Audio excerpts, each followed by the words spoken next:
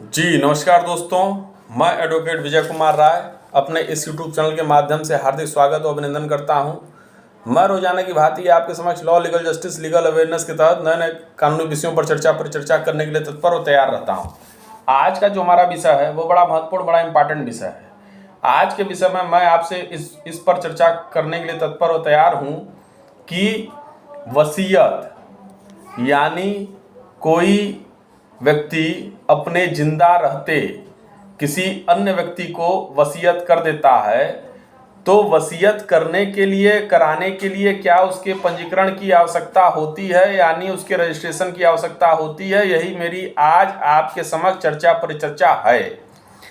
तो माननीय हाईकोर्ट का एक वर्तमान जजमेंट आया है जिसमें माननीय हाईकोर्ट ने स्पष्ट तौर पर यह कहा है कि वसीयत के पंजीकरण की अनिवार्यता हो गई समाप्त, यानी वसीयत को रजिस्ट्रेशन कराने की जो अनिवार्यता थी वह हो गई समाप्त। हाईकोर्ट ने कहा प्रावधान मनमाना और अमानवीय है। इलाहाबाद हाईकोर्ट ने अपने एक महत्वपूर्ण आदेश द्वारा प्रदेश में वसीयत के पंजीकरण को अनिवार्यता को समाप्त करते हुए यह स्पष्ट तौर पर आदेश दिया कि वसीयत के पंजीकरण की अनिवार्यता नहीं है, यानी उसके रजिस्ट्रेशन की कंडीशन नहीं है कि उसको रजिस्टर्ड कराया जाए। यही माननीय हाई कोर्ट का आदेश है।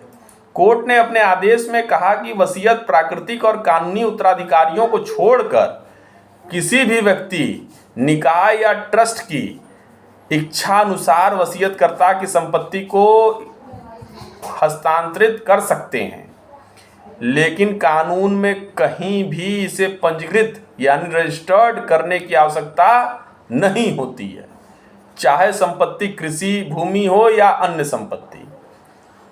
इसी पर माननीय हाई कोर्ट ने कहा है कि वसीयत के पंजीकरण का औचित्य मुख्यतः भूमिधारी अधिकार रखने वाले गरीब किसान के लिए उपयोगी है, क्योंकि उसे आसानी से गुमराह कर प्राकृतिक उत्तराधिकारियों को छोड़कर, यानी जो उसके सक्सेशन में, यानी उसके जो सक्सेशन उत्तराधिकारी हैं, जो उसके वंश के उत्तराधिकारी हैं, उनको छोड़कर किसी तीसरे के पक्ष में उसकी वसीयत निष्पादित की जा सकती है।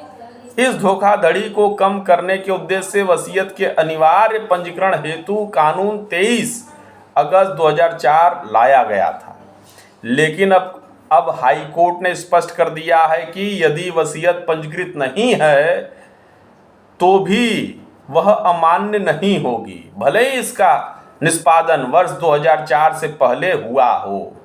यही आज मैं आपके समक्ष विषय पर परिचर्चा कर रहा हूं कि जहां 2004 से पहले की वसीयत हो रखी, उस वसीयत को बिना रजिस्ट्रेशन अमान्य नहीं घोषित किया जा सकता। हाई कोर्ट ने अपने इस जजमेंट में स्पष्ट तौर पर यह कहा है कि वसीयत को रजिस्ट्रेशन यानी रजिस्टर्ड कराने की आवश्यकता नहीं है। यही माननीय हाई कोर्ट का वर्तमान जजमेंट है।